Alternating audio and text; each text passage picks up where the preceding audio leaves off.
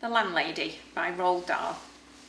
Billy Weaver had travelled down from London on the slow afternoon train with a change at Swindon on the way, and by the time he got to Bath it was about 9 o'clock in the evening and the moon was coming up out of a clear starry sky over the houses opposite the station entrance.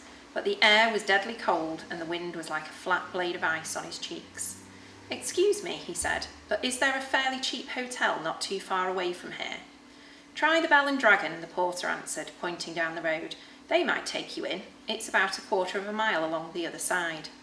Billy thanked him and picked up his suitcase and set out to walk the quarter mile to the Bell and Dragon. He had never been to Bath before. He didn't know anyone who lived there, but Mr. Greenslade at the head office in London had told him it was a splendid city.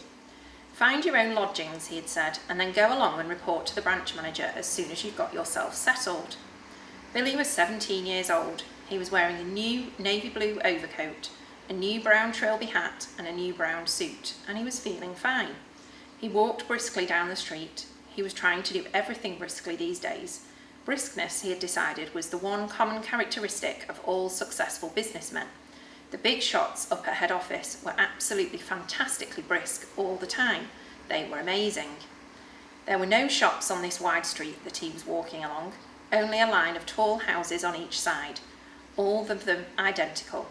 They had porches and pillars and 4 or 5 steps going up to their front doors, and it was obvious that once upon a time they had been very swanky residences.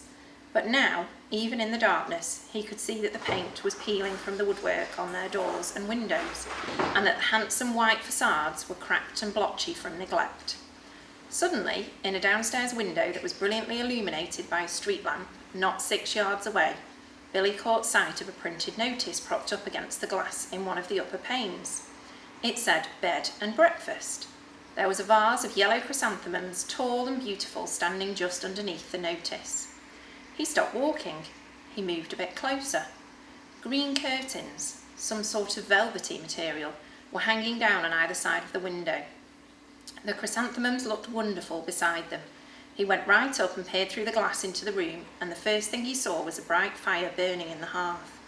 On the carpet in front of the fire, a pretty little dachshund was curled up asleep with its nose tucked into its belly. The room itself, so far as he could see in the half-darkness, was filled with pleasant furniture. There was a baby grand piano and a big sofa and several plump armchairs, and in one corner he spotted a large parrot in a cage. Animals were usually a good sign in a place like this, Billy told himself, and all in all, it looked to him as though it would be a pretty decent house to stay in. Certainly it would be more comfortable than the Bell and Dragon. On the other hand, a pub would be more congenial than a boarding house. There would be beer and darts in the evenings and lots of people to talk to, and it would probably be a good bit cheaper too. He had stayed a couple of nights in a pub once before and he had liked it. He had never stayed in any boarding houses, and to be perfectly honest, he was a tiny bit frightened of them. The name itself conjured up images of watery cabbage, rapacious landladies, and a powerful smell of kippers in the living room. After dithering about like this in the cold for 2 or 3 minutes, Billy decided that he would walk on and take a look at the Bell and Dragon before making up his mind.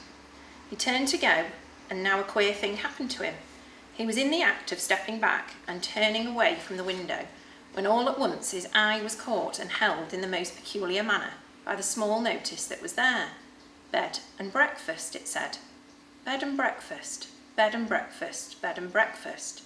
Each word was like a large black eye staring at him through the glass, holding him, compelling him, forcing him to stay where he was and not to walk away from that house. And the next thing he knew, he was actually moving across from the window to the front door of the house, climbing the steps that led up to it and reaching for the bell.